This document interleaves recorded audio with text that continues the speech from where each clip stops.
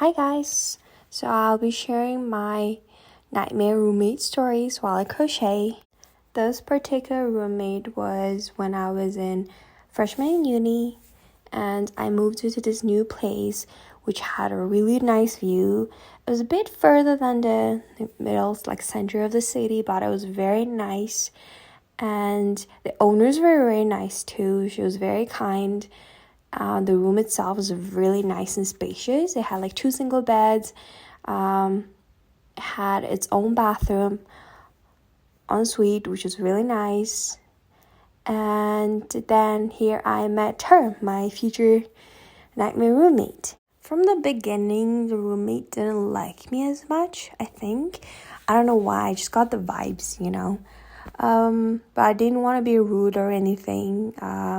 I tried to be as polite as possible because I don't know her. She doesn't know me. And she was a bit older. She was in her 40s. And she was like my mom's age. So obviously I had to kind of respect her in a sense. And then she did ask me a lot of personal questions, which I did not want to answer. I'm a very private person, and I did not want to share my, private details. But she did ask me where I go to uni, like what do I do for a living, I guess. I just told her I go to uni. I go to, for example, I go to University of London. And really she asked, where is that? Is that in Oxford? And it was really weird. And I was currently living in that city. It was like uni time too. I was going to school and I was working part-time. So it was really weird of her asking me if I moved in there during uni time to a different city, which did not make sense. And our schedules would collide with each other, which was unfortunate. I would be in the uni from like morning or afternoon. After that, I would have my part-time, which I would finish at 10 p.m. and it would take me about roughly an hour to get home, so around 11:30.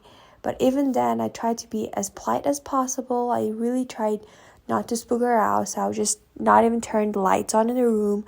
I would just turn my flashlight on, point into the ground, find my way to the bathroom, and just quickly wash my face and get ready to sleep. Even then, she complained a lot. She complained that I would get home late, which was not a choice, which is something that I can't really help it. It's not like I was doing it on purpose. It wasn't like I was staying up late on purpose to annoy her. I did tell her when I moved in, hey, I work from here till this time till quite late, but I will try to be as quiet as possible. And at the beginning, she was like, yes, of course, no worries, we all work or something like that.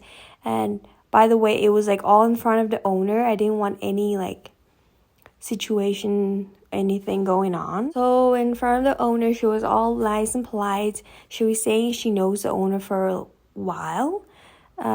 Seemed like every time, she's from a different country, by the way. She lives quite near, but every time she goes to that city, she rents a place from her. So they know each other a bit, apparently. But anyway, but ironically, funny enough, every time she would come home late, if there were days I did not have a work, so I would come home very early, she would turn all lights on. She would be very loud, which was really weird. And she would also not let me open the window because she was saying because of the noise outside she can't sleep, like white noise. But it was a very quiet neighborhood. It was a very nice neighborhood. We were no noise whatsoever. Then she would turn on her fan, which was very loud, every single day, every single night, saying she can't sleep because it's too hot, which was not. It was so stressful. And I'm a very light sleeper, so yes, it sucked. But still, I did not say anything to her. I didn't want to be mean or rude. I guess she can't sleep without her fan on or something. But I was still paying rent, I was still, we're we're equal in that position, right? We're both paying rent and we live in the same room. I think it is the etiquette to be, considerate for each other, which she did not do at all. Like, a lot of things were just happening. She was kind of treating me like I was like a freeloader. I was just living there for free and she was the paying person, or like she's the owner or something, which I did not like at all. Obviously, who would like that? Then the big thing happened. I came home one day from work. It was late, but not too late. She was actually awake. Then I went to the bathroom, and guess what I saw? And I went to the bathroom. I saw the bathtub, which my laundry bag's in there. I was gonna put my clothes in, and all my clothes in the laundry bag were all bleached. Like, she bleached my clothes while I was not home. I was speechless. I'm still speechless. I seriously don't know what she was thinking. And obviously, I was so angry. I got out of the bathroom. I just said, like, hey, what is going on? Like, what did you do to my clothes? Why did you bleach my clothes? What the hell do you think you're doing? And she was like, oh, I don't know what you're talking about. And I'm like, look at my clothes. They're all bleached. It was fine in the morning when I got out, but look at them now. And she was like, oh, it must have been, oh, I did some cleaning today. It must have been because of that.